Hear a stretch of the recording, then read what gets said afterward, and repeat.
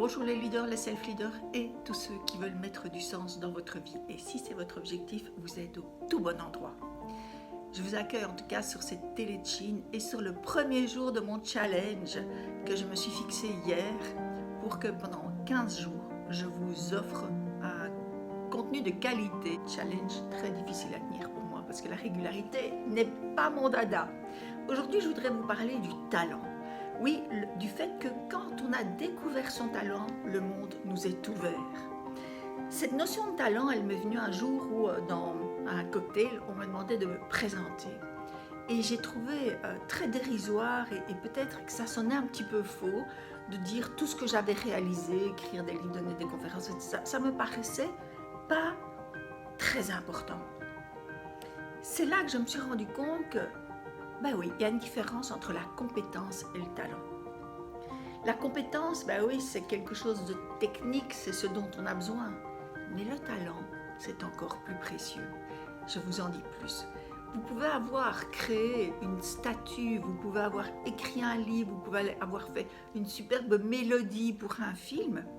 Tout ça en réalité est éphémère. Ça veut dire que ça va rester.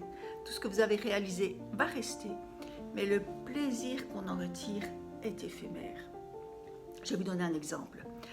Imaginons un comptable fiscaliste dans une grande entreprise dont le métier c'est de faire des superbes tableaux de bord pour expliquer où on en est, qu'est-ce qu'on a fait sur l'année, comment est-ce qu'on a réalisé le chiffre d'affaires, qu'est-ce qui s'est vendu, qu'est-ce qui ne s'est pas vendu, combien de jours de congé, combien d'absents, etc.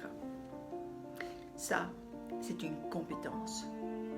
Mais ce qui va être intéressant, c'est ce qu'il va faire de cette compétence. Le jour où il se rend compte que lui, ce qui l'amuse, c'est de faire aimer les chiffres à ceux qui n'aiment pas les chiffres. Donc c'est de faire réaliser aux personnes qui sont là dans la réunion le plaisir de comprendre tout ce qui a été fait durant l'année. Qu'ils puissent mettre ça en forme, en musique, en tout cas de manière assez compréhensible et ludique, pour que tout le monde puisse comprendre, ben voilà, cette année-ci, c'est ça qu'on a fait. Parce que les gens, quand ils vont sortir de la réunion, pensez-vous qu'ils vont dire « Oh, il fait vraiment un très beau tableau de bord » ou bien pensez-vous qu'ils vont dire « Eh bien, j'ai vraiment bien compris à quoi ça a servi tout ce qu'on a fait cette année-ci. J'ai vraiment bien compris comment on a réussi à atteindre notre chiffre d'affaires. J'ai vraiment bien compris pourquoi il est important que nous soyons aussi nombreux dans l'entreprise, etc. » Et ça me fait penser à un moment où dans ma vie j'étais néant, je savais plus ce que je devais faire. Et donc je vais voir un sage indien qui bien souvent m'a aidé, m'a remis sur la ligne droite et qui m'a dit « Mais Brigitte, quand vous saurez qui vous êtes, la forme n'aura plus d'importance.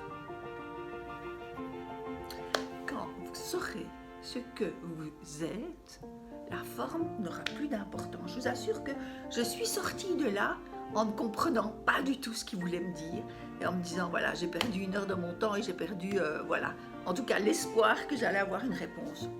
En fait, j'ai très bien compris aujourd'hui ce que ça veut dire. Parce que imaginons justement ce comptable fiscaliste qui a compris que lui, ce qu'il aime, c'est faire aimer les chiffres à ceux qui ne l'aiment pas. Mais une fois qu'il a compris ça, mais le monde est ouvert. Il peut faire quoi? Il peut faire des bandes dessinées pour faire aimer les chiffres. Il peut faire un sketch. Il peut amener les gens dans les bois pour voir et pour leur montrer que les chiffres sont dans la nature. Il peut vraiment mettre énormément de forme à ce qu'il est en train de faire. Et donc, la raison pour laquelle j'avais envie de faire cette vidéo, c'est que beaucoup de gens se posent la question de savoir mais qu'est-ce que je dois faire? Alors que c'est tellement secondaire. La vraie question à se poser, c'est qu'est-ce que je veux être? Et aujourd'hui, quelle est la forme que je veux donner à cela? Parce que le talent et le plaisir sont intimement liés. Si vous n'êtes que dans la compétence, il n'y a pas de plaisir. Si vous êtes dans le talent, il y a un réel plaisir. Et c'est là que vous pouvez donner une valeur ajoutée. Et c'est là aussi que vous serez unique. Et donc, je vous souhaite de trouver votre talent pour développer votre plaisir et devenir unique. À demain!